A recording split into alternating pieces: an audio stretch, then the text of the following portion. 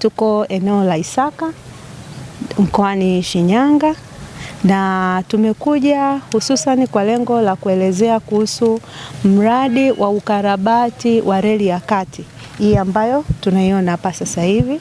Inaitwa TIRP2, hilo ni kwa jina la kiofisi, lakini ni awamu ya pili ya ukarabati wa reli ya kati. Na mradi huu unaanzia Dar es Salaam mpaka Isaka hapa tulipo. Una jumla ya kilomita 392.4. Kinachoenda kufanyika ni kubadilisha, kufumua njia yote na kubadilisha hizi pound za zamani ambazo ni pound 60 kuanzia Tabora mpaka Isaka. Tunatoa hizi pound 60, tunaweka pound 80, pamoja na kuongeza vivuko katika maeneo ambayo mwanzoni alikuwa hayana vivuko. Sasa hivi kuna uhitaji wa watu, kwa hiyo lazima tuweke vivuko ili kusaidia kuleta usalama wa wananchi wanaoizunguka reli pamoja na miundombinu yenyewe ya reli. Mradi huu ni wa takribani dola za Kimarekani milioni 200 na ni mkopo kutoka Benki ya Dunia. Fedha zote hizi sio kwamba zinaenda kutumiwa na TRC, kwa sababu mradi huu unatekelezwa na mashirika mawili.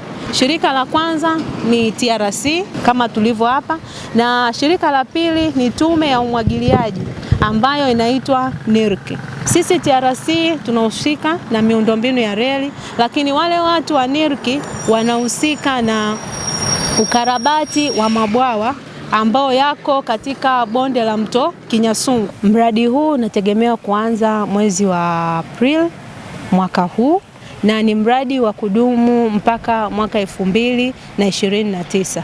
Naitwa Jeni Kasanda, ni mwanasheria kutoka Shirika la Reli Tanzania. Tumekuja hapa kwa ajili ya kutoa elimu ya uelewa.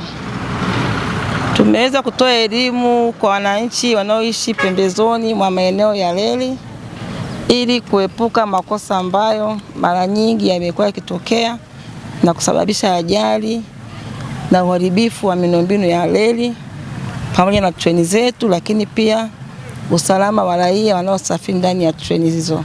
Tumeweza pia kuwafafanulia wananchi juu ya ajira inayotokana na ukarabati wa hii reli na tukawasitiza waepuke masuala ya rushwa. Kwa majina anaitwa Justin Joseph Kalokola, ni mhandisi wa ujenzi kutoka TRC. Kupitia mradi huu wa ukarabati ya njia yetu ya reli kwa awamu ya pili, tunategemea kwamba tutaboresha maeneo yote ya makutano kati ya njia ya reli pamoja na barabara. Kupitia mradi huu tutayaboresha maeneo na tutaweka maeneo kwa ajili ya usalama. Tutaweka zile ishara za usalama kama vile traffic boom kwa ajili ya kuzuia magari pamoja na abiria kipindi treni itapokuwa inapita. Vile vile tutaongeza watu ambao ni wanashika vibendera kwa kuzuia wananchi ambao wanakuwa wanavuka pindi treni itapokuwa inapita. Vile vile kuna baadhi ya alama zilishatoka, kwa hiyo kupitia mradi huu pia tutaziongeza alama za usalama, pia na zile ambazo zitakuwa zinamuongoza dereva wa treni pindi atakapofika maeneo haya makutano aweze kupiga honi kwa ajili ya kutadharisha umma kwamba treni inapita. Vile vile kupitia mradi huu tunawaasa wananchi, tunawapa pia elimu. Hii miundombinu inatumia gharama kubwa, kwa hiyo ni jukumu letu sisi wananchi kuhakikisha kwamba wote tunailinda, na popote ambapo zinatokea au viashiria kwa ajili ya uharibifu wa miundombinu ya reli, tutaomba watoe taarifa ili tuweze kuilinda na reli yetu iweze kufanya kazi kwa ufasaha. Kwa majina naitwa Lightness Mgulu, ni afisa jamii kutoka shirika la reli. Tunapenda kutoa shukrani za dhati kwa ushirikiano ambao tumeupata kuanzia ngazi ya mkoa, wilaya na hata ngazi ya kijiji.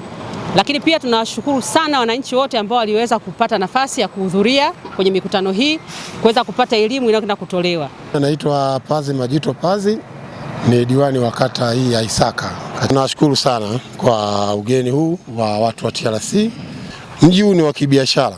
Kama nilivyosema, una watu 18,125. Una makabila zaidi ya 60 hapa.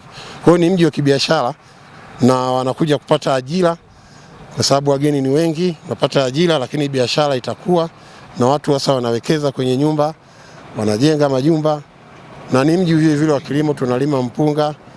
Kwa hiyo ni fursa kubwa sana. Kwa hiyo tunaufurahia sana huu mradi kwa sababu wananchi wetu sasa wanaenda kupata ajira.